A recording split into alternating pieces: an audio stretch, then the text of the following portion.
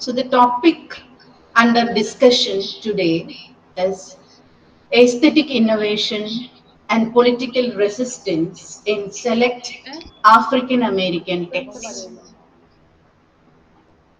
So the topic is structured around three interconnected segments that together develop the central argument.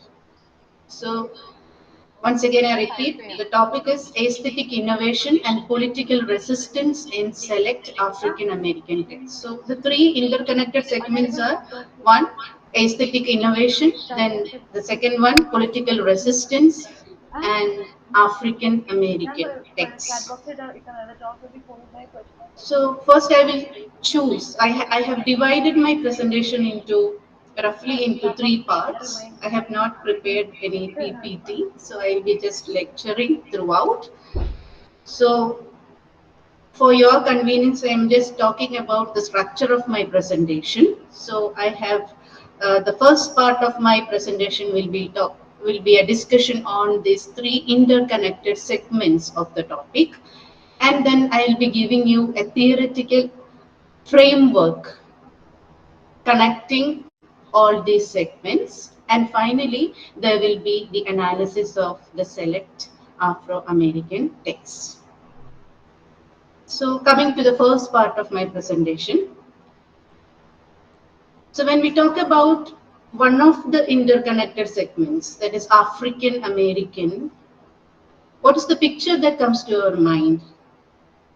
We talk about the enslavement of Africans brought forcibly to America from the 17th to the 19th centuries, loss of homeland, loss of identity, language, and culture, harsh physical labor and dehumanizing conditions, racial discrimination and inequality.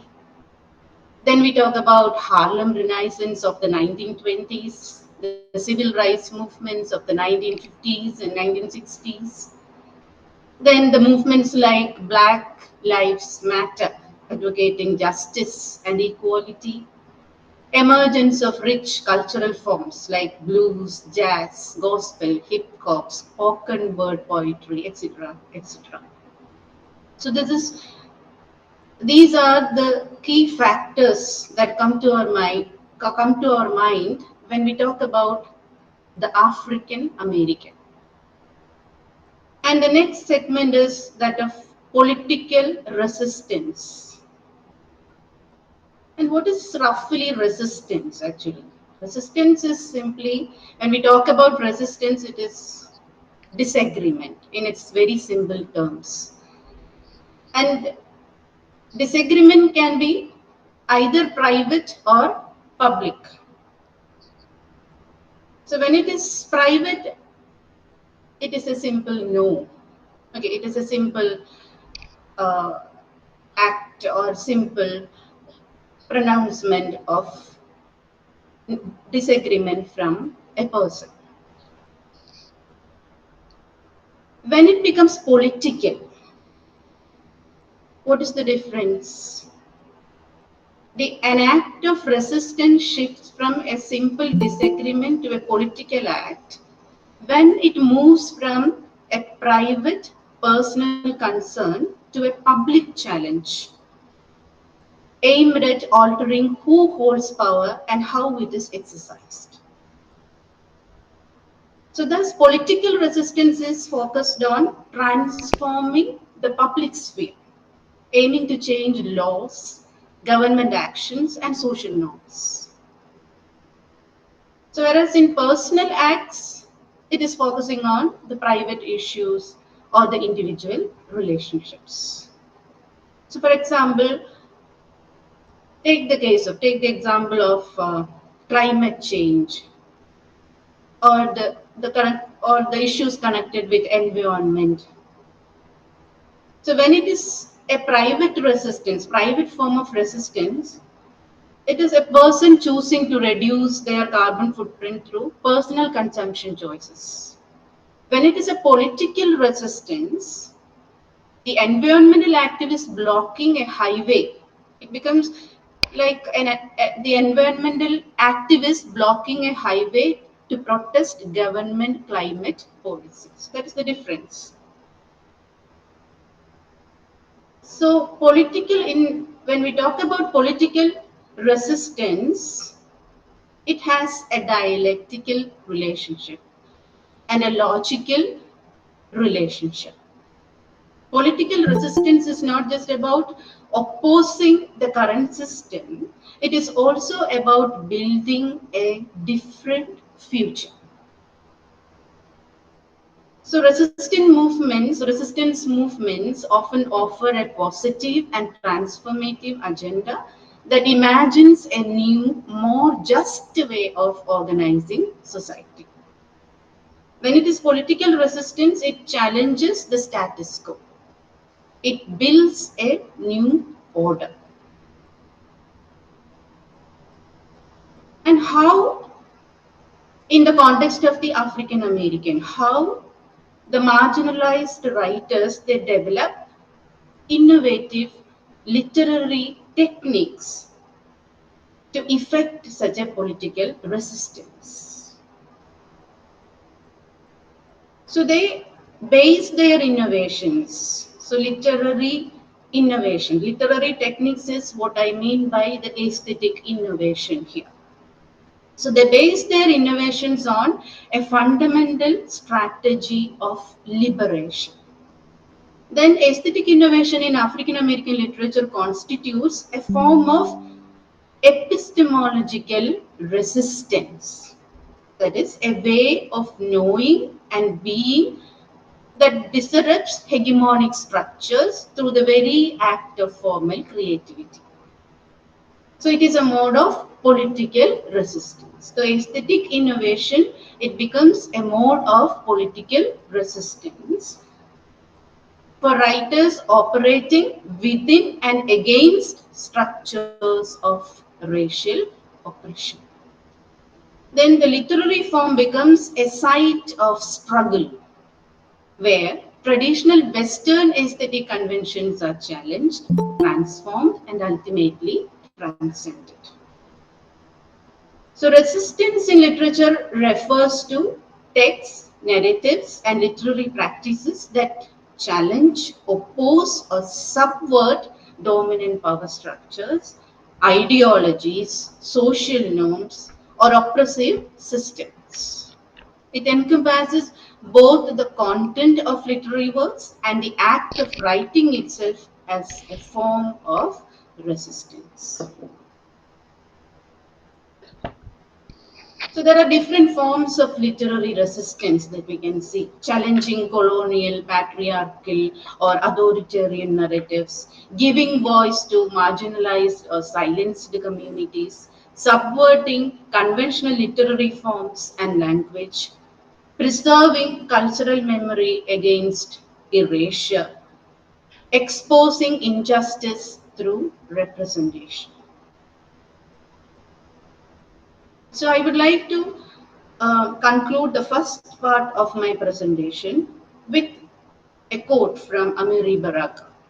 Amiri Baraka asserts that form is simply how a thing exists. So I hope you remember the three segments of our title: aesthetic innovation, political resistance, and African American. So form is simply how a thing exists and therefore cannot be separated from the political conditions that shape existence itself. When African American writers innovate formally, they do not merely create new artistic techniques, they challenge the very epistemological foundations upon which literary and social hierarchies rest. So now there are three elements: existence, resistance, and aesthetic innovation. So we get, as a digression from this, we can also think about the resistance of the Gen Z language. Okay, what are the key features of the Gen Z resistant language actually? There is a code switching, there is algorithmic invasion, There's meme culture as political commentary, rapid revolution. Okay, from digital to physical resistance, it goes on like that. So I told about a reference to this Gen Z resistance simply to make you understand that it is a kind of a formal aesthetic innovation based on their very existence and based on the political resistance that they show. So this is for an introduction, and this is the first part of my presentation, and I'm coming to the second part of my presentation, that is about giving a theoretical framework to these three interconnected strands. So whenever I analyze an African American text, I examine it through three key theoretical lenses that together illuminate how aesthetic innovation becomes a form of political resistance. And first, I will be choosing the theory of signifying introduced by Henry Louis Gates Jr. Henry Louis Gates Jr., I hope all of you know. There is a nickname, Skip Gates. He's also known as Skip Gates, and he is an American literary critic, university professor, and the director of Hutchins Center for African American Research at Harvard University. And Gates' concept of signifying, okay, he is talking about this concept of signifying in his book, The Signifying Monkey. It was published in 1988. So that is, what is it actually? It draws from the trickster archetype, particularly the signifying monkey in the African folklore. And what do you understand by the trickster archetype? A trickster is a clever, mischievous character found in many cultures folklore.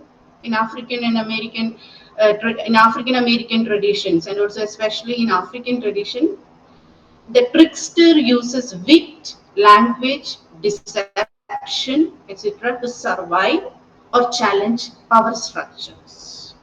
The trickster often subverts authority, turns weaknesses into strength through humor, irony, and verbal play. And what do you understand by the term the signifying monkey? The signifying monkey is one of the most famous trickster figures in African American folklore, and it originates from the West African stories of Izu, Elegbara, Ishu. We talk about the Yoruba deity known for his cunningness and controlling over communication and language. In African American oral tradition, the signifying monkey uses clever word play, that is signifying, to outsmart more powerful animals like the lion. So, coming to this theory, Henry or Skip Gates' theory of signifying, it emphasizes the creative representation of existing ideas, texts, or symbols, giving them a new twist and thereby altering their meaning. So this process of resignification becomes a dialogue with previous traditions, both Black and Western, allowing African American writers to subvert dominant narratives through wit, irony, and layered expression. Thus, linguistic play itself becomes a mode of cultural resistance.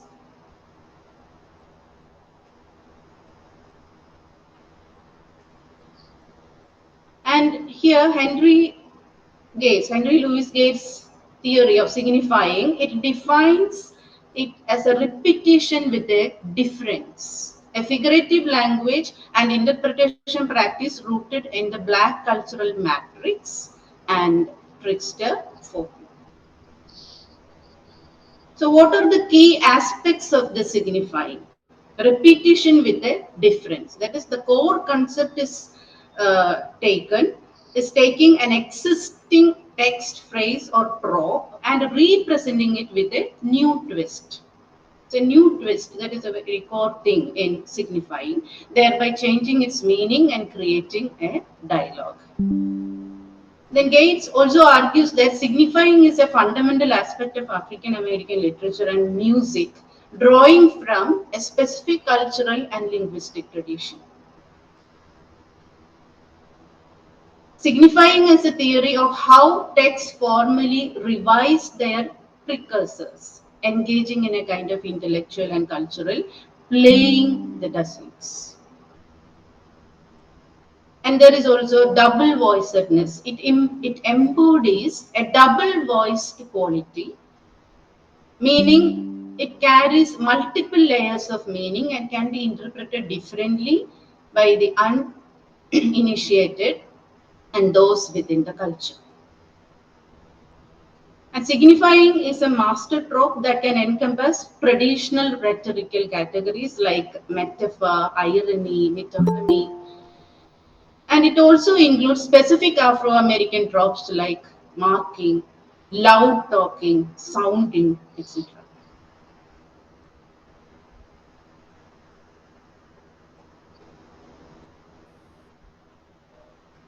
So here, Gates' theory explains how African American writers and speakers use double meanings, satire, irony, and wordplay to create layered expressions, often challenging dominant white cultural narratives.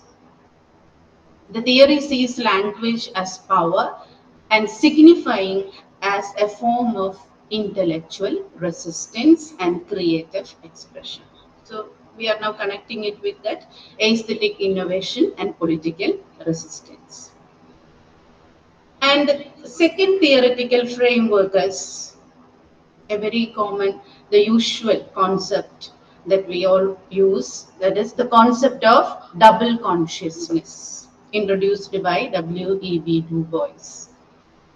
So Du Bois describes two-ness, the sense of being both African and American, navigating between two cultural identities. So this psychological duality manifests aesthetically. Writers create works that bridge competing literary traditions, expressing both cultural hybridity and inner conflict. So African American literature thus evolves a space of negotiation where identity, art, and resistance intertwine. And what is W.E.B. Du Bois' concept of double consciousness? It describes an internal conflict of an African American to see themselves through their own eyes and through the eyes of the dominant white society, leading to a two soul, two thoughts, two reconcile striving experience. That is what we understand by double consciousness, two unreconciled strivings. And this concept, as all of you know, it was introduced in his book, The Souls of Black Folk, published in 1903. And it is actually highlighting the psychological burden of being perceived as a problem or as an other in a racially stratified world, where one's self-esteem and identity are constantly measured against the external, often biased perspectives. And what are the key aspects of double consciousness? Self through others' eyes. The core idea is the constant awareness of how one is perceived by others, particularly the dominant society. And it also talks about the two-souled identity. The individual experiences a fractured self with one soul within their own cultural context and another shaped by how the external world sees them. And there is always an internal conflict. This dual perception creates a sense of being both within and apart from the dominant culture, leading to a feeling of being a problem. And the experience is directly linked to living in a society where racial categorization dictates how one is treated and how their character is judged. And Ugoism also illustrate this disconnect with the metaphor of the veil, veil, veil, an invisible but tangible barrier that separates Black people from the wider world of opportunity and recognition. So, this is the second theoretical framework on which we can look at the three segments of the title. And the third theoretical framework is based on the concept of Larry Neal and the Black Arts Movement. So, Larry Neal defined the Black Arts Movement as an effort to forge an aesthetic and a spiritual alternative to the white thing. So, my title is coming from there. An aesthetic and a spiritual alternative to the white thing. So, the Black Arts Movement demanded cultural self-definition, promoting art that was by, for, and about Black people. It transformed art into a weapon of liberation, a means to challenge oppression and reclaim Black identity. So the Black Arts Movement established the principle that political consciousness and aesthetic innovation are inseparable in African American creativity. And the Black Arts Movement provided the most explicit theorization of the politics of form by asserting that Black aesthetics are inseparable from the struggle for Black liberation. So unlike earlier movement that sought to integrate into dominant white aesthetic, the BAM artists, critics and theorists radically recorded Western cultural standards by creating new forms rooted in the Black experience.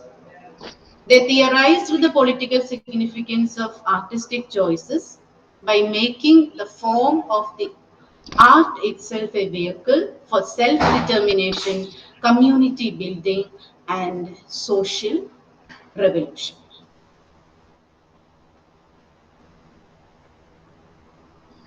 So here, the theorist Larry Neal argued that the contradictions between ethics and aesthetics in Western culture were symptomatic of a dying culture. The Black Arts Movement agenda was to create art that directly served the Black community, rejecting the Western idea of art for art's sake. So this created a direct and explicit link between the formal qualities of art and its political function. And it based on the vernacular language. Poets like Amiri Baraka and Sonia Sanchez incorporated Black vernacular speech and radical experimentation with spelling and grammar to create a distinctly Black poetic language. The form itself declared its independence from white English usage, forcing readers to confront their own biases.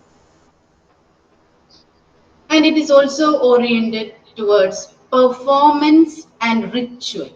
So Black Arts Theatre, okay, in Harlem, founded by Baraka, used theatre to express political slogans and organize communities.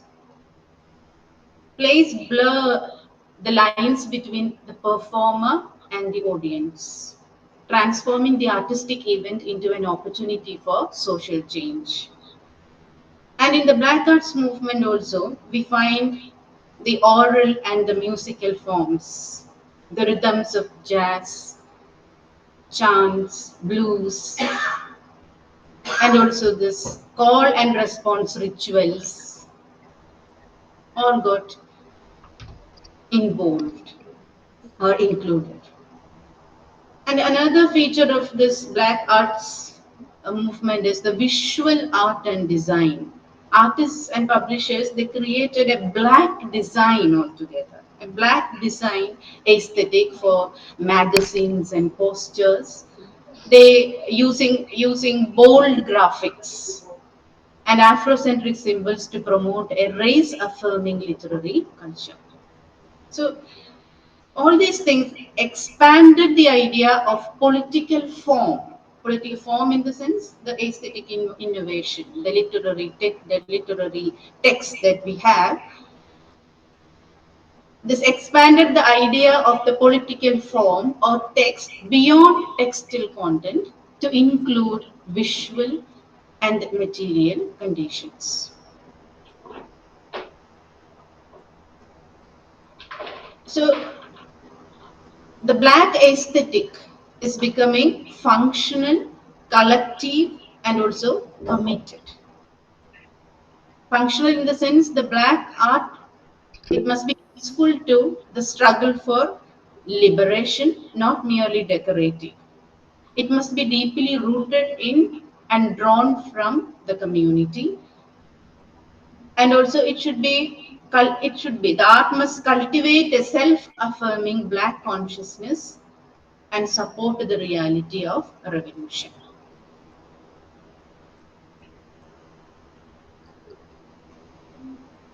So by creating and theorizing this alternative forms, the Black Arts movement demonstrated that the choice of aesthetic form is always a political act.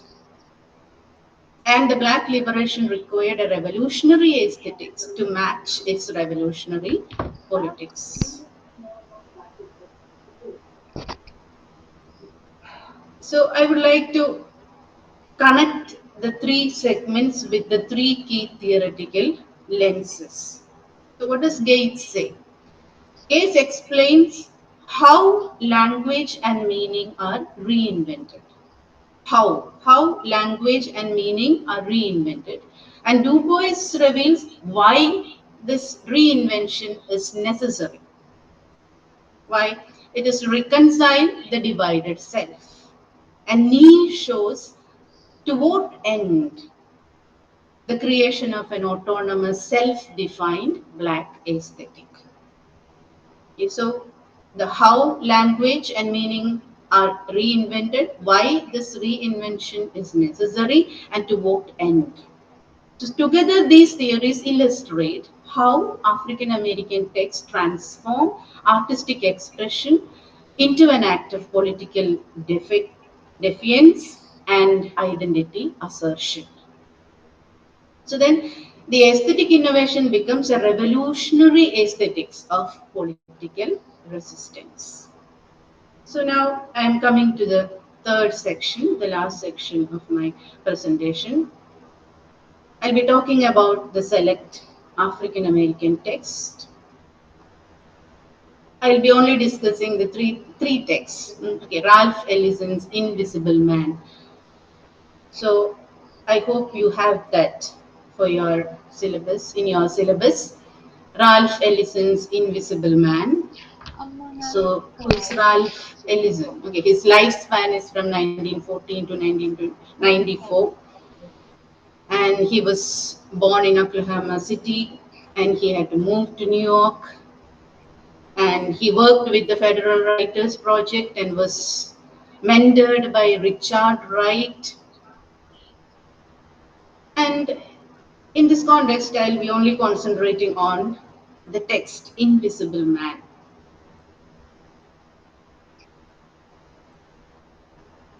So Ellison spent approximately 7 years writing Invisible Man. Invisible Man was published in 1952. And it was his only completed novel during his lifetime, and it had won National Book Award in 1953. And it is widely considered one of the greatest American novels of the 20th century. And in this context, I would like to point out Ellison's insistence, what was it? Insistence that great art must be both aesthetically sophisticated and politically engaged. So this is what the aesthetic brilliance of Ellison. Great art must be both aesthetically sophisticated and politically engaged. And what do we find in Invisible Man? Invisible Man follows an unnamed black narrator who describes himself as invisible because people refuse to truly see him beyond their racial preconceptions. The novel traces his journey from the South to Harlem through a series of disillusioning experiences. For example, he is expelled from the Negro College after showing a white trustee the harsh realities beyond campus. Then, moving to New York, he works at a paint factory, then joins, and there also he was caught up in racial and labor conflicts. Then he joins the Brotherhood as a political organization, but that brother, he has several hopes of liberation, okay, as he joins the political organization. But that organization exploits him for their own agenda while ignoring his actual concerns about the black community. And after race riots erupt in Harlem, the narrator falls through a manhole and decides to live underground in a basement illuminated by 1,369 light bulbs. Okay, and it is said that he was residing there in that manhole, stealing electricity from the power company. Okay, it was owned by the whites. So from this space, he reflects his own experiences and realizes that all the authorities he trusted, authorities of the college president, where he worked, the factory bosses, brotherhood leaders, all the authorities he trusted used him as an instrument rather than seeing him as a person. They couldn't see him as a person that he wishes in his mind. So that is why he is becoming invisible. And the novel begins and ends with him in this underground space, contemplating whether to emerge and engage with society again. So his invisibility becomes both a condition imposed by racist society and also a metaphor for his journey towards self-understanding beyond others' definitions. So it is a searing critique of racism, identity, and the various ideologies, capitalism, communism, accommodationism, that claim to help Black Americans while actually perpetuating their invisibility. So Ralph Ellison's Invisible Man stands as a masterwork of how literary form can embody political critique, using invisibility both as both metaphor and structured principle to resist racist ideology at its deepest levels. And also, there is a kind of double nature of invisibility here. Ellis is invisible because others refuse to see him. A psychological and social blindness rooted in racial preconceptions. It is a mere metaphor, but a precise diagnosis of how racism operates, not through simple hatred, but through a willful misseeing that denies Black humanity. The aesthetic brilliance lies in how Ellison makes readers experience this dynamic rather than simply understand it intellectually. And here, the formal innovation is becoming a political argument. The novel structure, it is episodic, it is surreal, shifting between realism and expressionism. All the structures, the novel structure, it mirrors the protagonist's fragmented identity under white supremacy. So there is the protagonist's confusions and misperceptions. are shown there as character flaws. So we also find a kind of narrative unreliability somewhere. And there is a blending of genre blending. Ellison moves between the Bildungsroman, picarets, modernist experimentation, and African American vernacular traditions, all these forms. So this formal hybridity resists the categorization and demands ideological control. The novel cannot be pinned down anymore than the protagonist can be truly seen.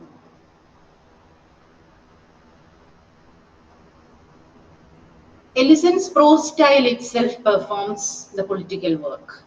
His jazz infected rhythms, his appropriation and subversion of Western literary traditions, his code switching, all demonstrate that aesthetic sophistication belongs to black culture against racist presumptions of intellectual inferiority. The novel's very eloquence becomes an act of defiance. And also the brotherhood scenes exemplify this. Their Marxist rhetoric promises visibility. They promises visibility through class solidarity, but Ellison exposes how their theoretical frameworks still render the protagonist functionally invisible, reducing him to an instrument of ideology. And the ending is also very ambiguous. The ending's ambiguous. The protagonist still underground but contemplating emergence. Okay, that ambiguity, ending's ambiguity refuses closure, suggesting that the work of achieving genuine visibility remains ongoing. So this kind of invisibility, it is an ongoing process, okay, throughout different cultures, in different realms of human existence. So this formal choice itself is political, resisting the false resolution that would domesticate the novel's radical critique.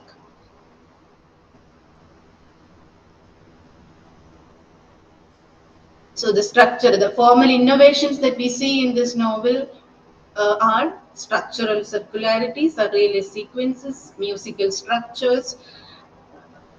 I don't know whether you remember or not, Louis Armstrong's "What Did I Do to Be So Black and Blue" is the rhythm that goes on, the blues aesthetic that governs the entire narrative.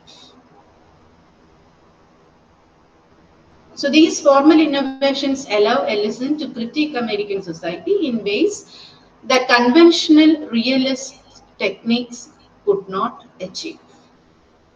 So the novel's form becomes a way of seeing invisibility, making visible the structures of exclusion that define American racial experience.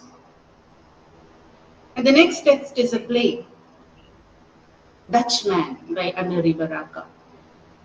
It was published in 1964. It is a one-act play. And what is the setting? It is set entirely in a New York subway car. And the characters, I hope all of you remember Clay and Lula. Clay is a black man, okay, a young, educated, middle class black man, and Lula is a white woman. So Clay, the black man in a suit, is riding the subway when Lula, a provocative white woman, boards and begins flirting with him. Their interaction starts playfully but grows increasingly aggressive as Lula alternates between seduction and racial mockery. Lula baits Clay with stereotypes, accusing him of repressing his true black identity, repressing the true black identity beneath his assimilationist exterior. So that is what when we talk about Clay, it is always with an assimilationist behavior, maybe what pointing towards that double consciousness or Likewise, we'll come to that. And when Clay finally explodes in a furious monologue, revealing the rage beneath his respectable veneer and explaining how black art channels the murderous anger white society creates, Lula suddenly stabs him to death. So this is what happens, and the other passengers help dispose of Clay's body. And in the course of time, another young black man boards, and Lula eyes him, suggesting the cycle will repeat. So this is what is happening in Dutchman by Amiri Baraka. And what do we see here? An explosive political theatre. The play is a searing attack on liberal racism and a deadly trap of racial performance.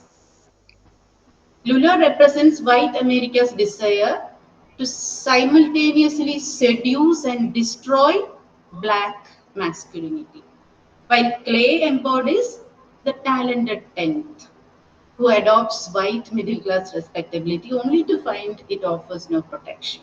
What do you understand by the term the talented tenth? I hope all of you know. It is a concept coined by W.E.B.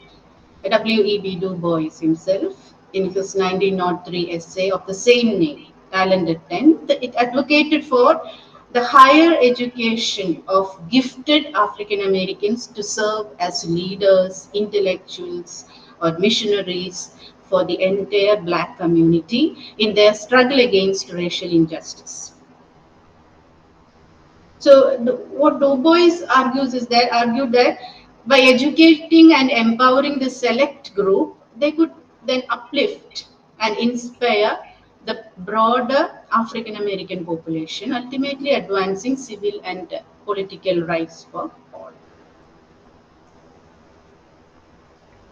And Dutchman becomes a foundational text of the Black Arts movement, demonstrating how avant-garde theatre could serve revolutionary politics.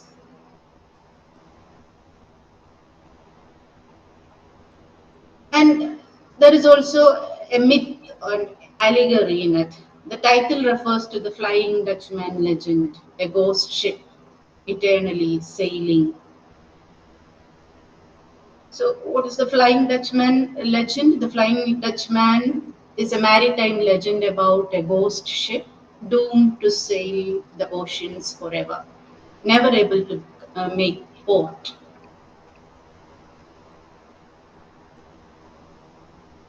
So, what is that? So, here, when we analyze Dutchman by Baraka, we have to think about the first theory, that is signifying, the theory of signifying. Baraka layers multiple meanings through this illusion of this Flying Dutchman. It is talking about the eternal recurrence. Like the ghost ship condemned to repeat its voyage endlessly, the subway car in Dutchman becomes a space where racial violence repeats in an infinite loop. The play ends with another young black man, boarding and Lula preparing to enact the same seduction and murder ritual, suggesting America is trapped in a perpetual cycle of racial trauma. And another signification that we can give to this Dutchman is Dutchman evokes the Dutch and other European slave ships that transported enslaved Africans across the Atlantic. The subway car becomes a modern slave ship, an enclosed, moving space where black people are still being transported, trapped, and killed by white violence. The passengers who helped dispose of Clay's body mirror the complicity of those who enabled the slave trade. And another signification is no escape, a sense of no escape or no safe harbor. The Flying Dutchman can never reach land or find peace. Similarly, Baraka suggests there is no safe space for Black Americans within the white society. Clay's assimilation, his education, his suit, his middle class respectability offers no refuge at all. What about the subway? The subway, it is a public transportation. Okay, public transportation, it can also be seen as an integrationist space. And that space becomes a death trap rather than a path to belonging. Dutchman also gives another signification, that of haunting. Ghost ships haunt the living. Baraka implies that America is haunted by its unresolved racial crimes, condemned to reenact the violence of slavery in new forms until the curse is broken. So the title brilliantly compresses these themes into a single mythic image. America as a cursed vessel, eternally reenacting its founding sin. So the formal innovations that we see, the aesthetic innovations that we see is that of the ritual structure. Okay, rather than following the conventional dramatic arc, Dutchman is structured as a ritual of awakening and sacrifice. Okay, the play's two scenes mirror the call and response pattern of African American musical traditions, with Lula's provocations serving as calls and ultimately elicit Clay's explosive responses. And this ritual structure transforms the theoretical experience from entertainment to ceremony, becomes a ceremony, a ritual. Then we also see symbolic compression as an aesthetic innovation in uh, Dutchman. The play's brief duration and minimal setting require maximum symbolic density.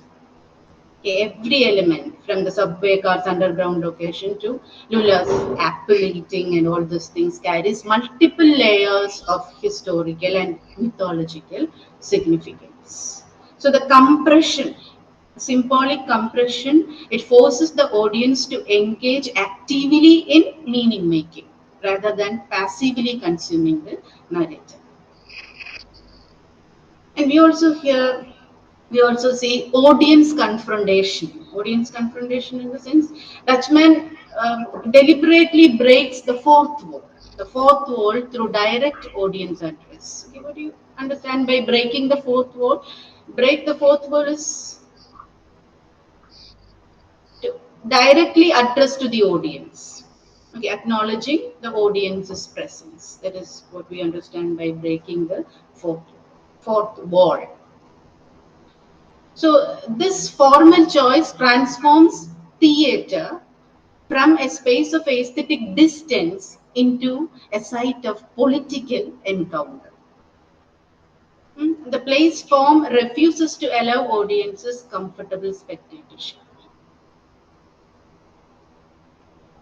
So these innovations serve explicitly political ends.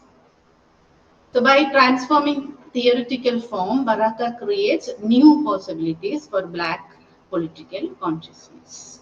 So the play's formal aggression mirrors its political aggression, using aesthetic shock to produce ideological awakening. So here form is becoming a weapon. The next is a speech. All of you know the speech by Martin Luther King Jr. I have a dream. The oratorical innovation, the and mass mobilization, that is what we see as a result of this speech. And Martin Luther King's speech represents the culmination of African American rhetorical tradition while innovating new forms of mass political communication. And what are the formal innovations? I'm not going through each and every uh, terms used there. I'm only talking about the formal innovations. The sermonic structure is adapted for mass media. So King adapts a traditional African American sermon form for television broadcast, creating a hybrid rhetorical mode that maintains the call and response energy of Black church tradition while reaching unprecedented audiences. So this formal adaptation makes possible new forms of political mobilization. So sermonic structure adapted for mass media. The second, another formal innovation is the metaphorical density. What is it? So the speech sustained metaphorical framework, the promissory note, a promissory note of American democracy, the bank of justice, the check that has been returned marked insufficient funds. All these things, okay, creates a formal system for translating abstract political concepts into concrete, emotionally resonant imagery. So, so he's actually playing with the emotion of the mass, the mob. And another thing is the musical rhythm and repetition of of Martin Luther King's use of anaphora. Anaphora, I hope all of you know, anaphora is a rhetorical device actually. Okay, a technique that involves the repetition of a word or phrase at the beginning of successive sentences, clauses, lines to add emphasis, create rhythm, and emotionally engage the audience. So, anaphora is basically repetition. And what is that is getting repeated? I have a dream. So, that is getting repeated throughout. And that is the rhythmic parallelism. Okay, it draws upon the African American musical traditions to create the speech form that functions both as rational argument and also as an aesthetic performance, a different kind of rhetoric, an aesthetic performance. Okay, so this formal synthesis, it's a synthesis of the rhetoric and the rhythm, the music, and the oratory power. So here, this formal synthesis makes possible a mode of political rhetoric that engages both intellect and emotion. So these formal innovations enable Martin Luther King to reach multiple audiences simultaneously, multiple audiences. The Black churchgoers familiar with sermonic tradition, he attracts them. The white liberals responsive to American democratic rhetoric, he attracts them. He attracts the Black churchgoers familiar with sermonic tradition. He attracts white liberals responsive to American democratic rhetoric. And also he also attracts mass media audiences requiring telegenic performance. So thus form becomes a means by which political coalition becomes possible. So these are the three texts, one novel, a play, and a speech. And I'm going to conclude. I'm coming to the last part of my presentation. So what do we find here? I'll be doing a comparative analysis. So I'll be quickly going through the works analyzed here. All these works, they represent different strategies for negotiating the relationship between aesthetic innovation and political resistance. Ellison employs what might be termed strategic incorporation, using modernist techniques to make Black experience legible within existing literary frameworks while simultaneously challenging those frameworks from within. Baraka pursues a kind of formal rupture, creating aesthetic forms that explicitly reject white literary traditions in favor of autonomous Black cultural expression. King, Martin Luther King demonstrates rhetorical bridge building, adapting traditional African American forms for cross cultural political mobilization. And this analysis demonstrates that aesthetic innovation and political resistance in African American literature are not merely related but fundamentally inseparable. The formal techniques developed by the writers examined here, the structural circularity, ritual theater, linguistic hybridity, rhetorical synthesis, all these are the formal techniques. They represent more than artistic achievements. They constitute strategies of liberation that continue to influence contemporary cultural and political practice. The dialectical relationship between form and politics revealed in these works suggests that any adequate understanding of African American literature must attend simultaneously to its aesthetic innovations and its political interventions. Form is never merely formal, it is always also political. And politics, in the hands of innovative African American writers, is always also aesthetic. With this, I end my presentation. Thank you.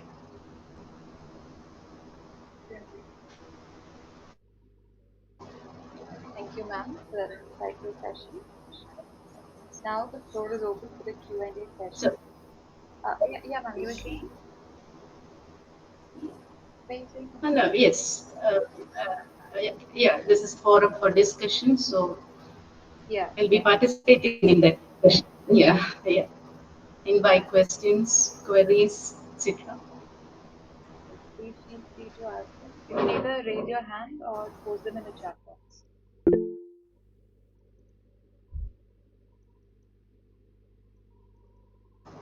Yes, Alfin. Hi, Miss. Good evening. Yeah, good evening, good evening. Yeah.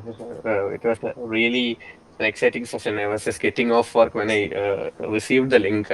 I just listened to. I listened very passionately to what you said, Miss. Yes, What I found was that even in the Black Cats movement and whatever we mentioned that it is highly of a new form. It is performative and it is loud in its nature, right, Miss? yes, yes, So we can see that even in every kinds of resistant literature or art form. So can we say that yes, it is an archetype of not a character, but an archetype of this kind of literature or an archetype of resistance to be loud and of new form, which is questioning the existing form. We can see that in the art forms of Tayyam, as well as the art form which is represented in our recent pop culture movie of Kantara, right, Miss?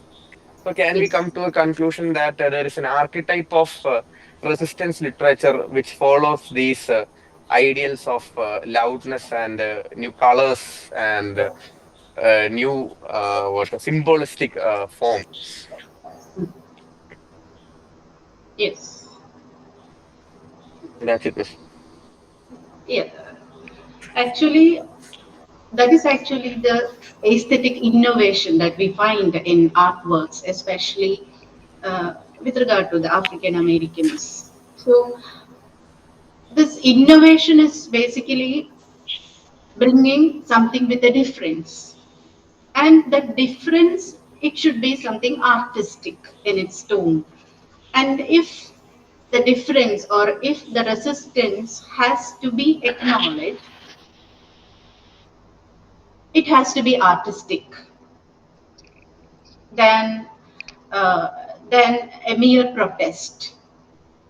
So that is how the African literature or the colors, the rhythm, the music of Afro-American literature has become so. That is how it has become so appealing. And I was commenting upon that connection between expressing political resistance with an artistic bent of mind, with an aesthetic, innovative mind.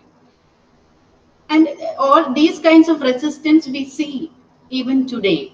That is why I had mentioned about the Gen Zs and how do they how do they show their resistance actually? They have a very innovative form of resistance through language, through their actions. And whenever I think about the Gen Z resistance, I think about they are actually beginning from performance, not from text. So when we talk about the African American resistance, we have solid texts, solid visions, solid theoretical concepts, and based on that, we analyze the text. But when we talk about the present generation protest, the Gen Z protest, my personal opinion is that, my take is that they start from performance first. And finally, and after that, they go to the theorizing part, what is behind that. And they don't wait for a theoretical affirmation to get a justification for their performance. That is what my personal take is. That is also another kind of aesthetic innovation. That is what I find. So that is just an addition, Alvin. I don't know whether I could comment upon or answer your question. No, it's very good. Yes. Thank you. Yes. Any other queries?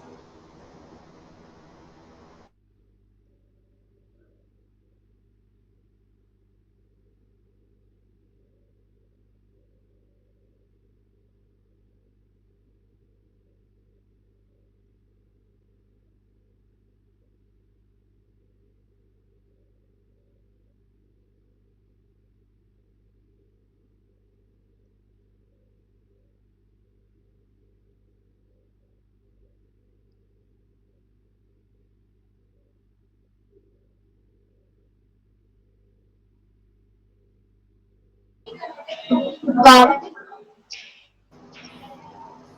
do you Yes. think aesthetic innovation in African American text serves as a form of healing or a weapon of protest? Could you repeat it? I couldn't hear you. Okay, there was an echo in the voice. Could you just repeat it? Repeat the question? Do you think aesthetic innovation in African American text serves more as a healing or in a form of weapon of protest? Yeah. Yeah, it is another form of protest actually. It is a weapon. Okay, it's a different way of manifesting themselves, their identity. Because you see, uh, the identity of the African American, it is hybrid. That is what we generally talk about it. But you see, when we talk about hybrid identity, it is a combination of the two extremes, the Africans and the American existence. But more than that, there is there are some universal elements that we have to attach with the African American identity. So many a time when we talk about the African American text, we just forget about it. We only think about their racial trauma, okay, the double consciousness, etc. We limit to. There is a tendency of limiting ourselves to that double identity of the Afro Americans. And actually, all these protest movements, they are uh, trying to trying to uh, go beyond this kind of segregation of the Afro Americans to a racial identity. Okay, there is a kind of going beyond the concept of racial identity. And that humanization, it's something different. And they are making use of different stances of political resistance to represent this trans existence of the Afro American existence. So we can also view it like that. And all these kinds of aesthetic innovations are, uh, in my opinion or in my reading of this text, it is pointing towards a wider existence of human space than limiting them into a hybrid space. Yes, with this. Thank you. Okay, Mara.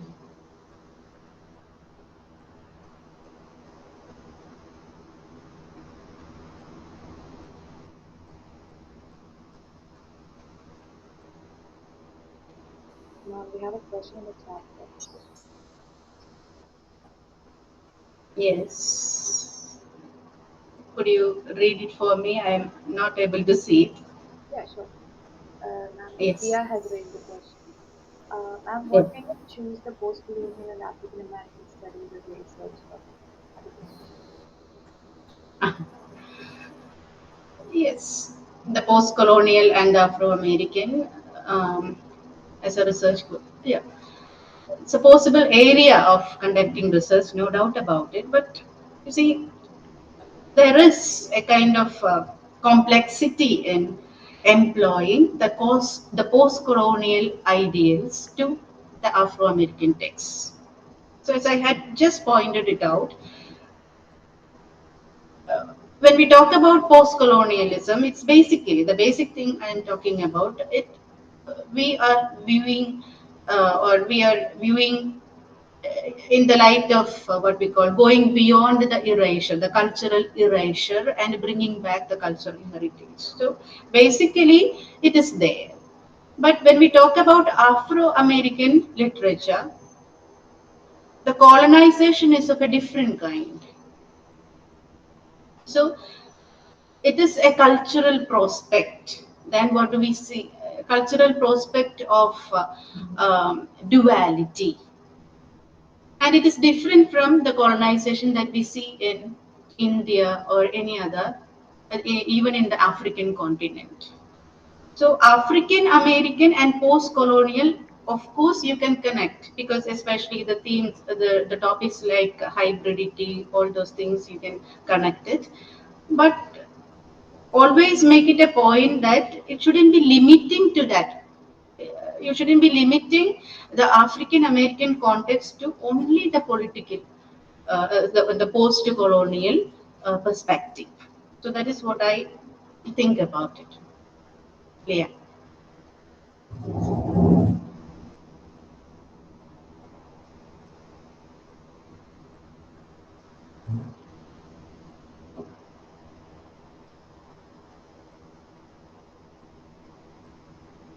Ma'am, I have a question.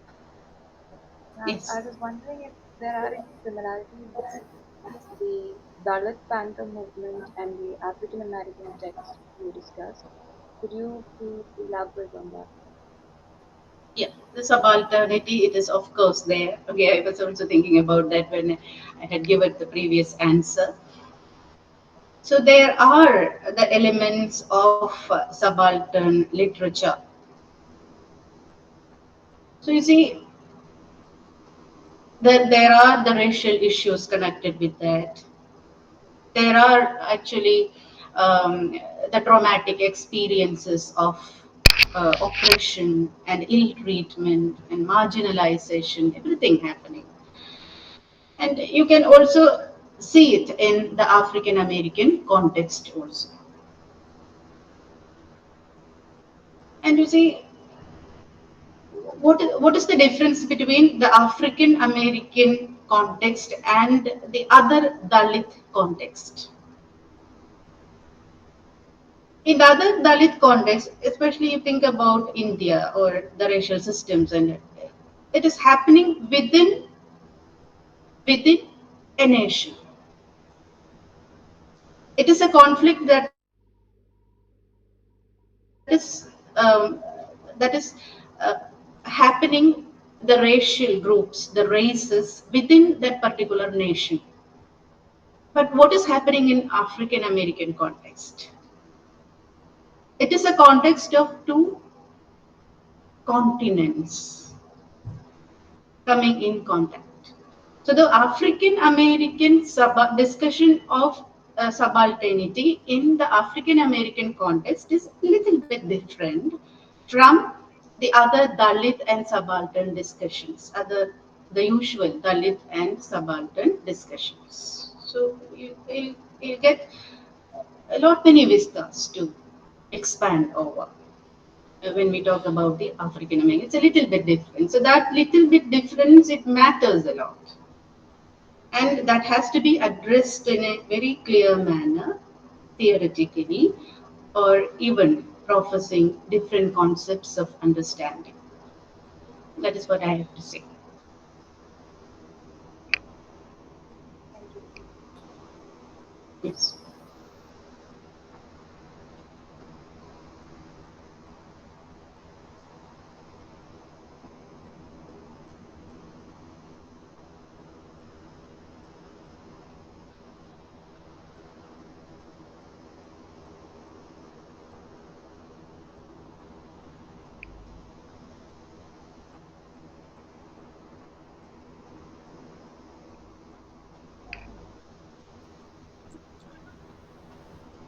Shiva, I think we can wind up now. Yes. Yes, Leanne, if ma'am. there are no more questions, I think we can wind up now, Leanne. Sure.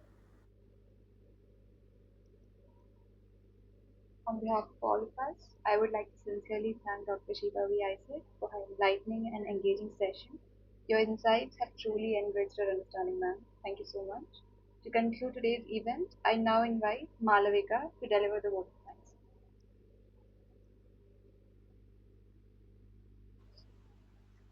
Good afternoon to one and all. It gives me immense pleasure to deliver the vote of thanks for today's enlightening webinar on aesthetic innovation and political resistance in select African American texts. First and foremost, I would like to express our heartfelt gratitude to our resource person, Dr. Sheeba V. Isaac, Assistant Professor, Department of English, Government College, Tripunithura. Ma'am, your insightful presentation truly deepened our understanding of how African American literature blends artistic expressions with political consciousness. Your thoughts on the aesthetic strategies and the voices of resistance within this text were truly inspiring and thought provoking. We are grateful for the time and the effort you took to share your valuable knowledge with us. I would also like to extend my sincere thanks to our HOD of the English department, Rega ma'am, for her constant encouragement, guidance, and support in organizing this fruitful session. A special thanks to all the faculty members from different departments and participants who joined us today and made this webinar interactive and meaningful through your presence and engagement. Once again, heartfelt thanks to everyone who contributed to making this session a success. Let us carry forward the insight we gained today and continue to engage with literature that challenges, questions, and transforms. Thank you all. Thank you all. Thank you. Thank you, Shiva. Thank you so much. That was an enlightening session. See, the Thank you. time is 8:23. We were actually running out of time, but there was not even a single moment of boredom. It was really, really insightful and informative as well. Thank you so Thank much. you. Thank you, ma'am. Yes.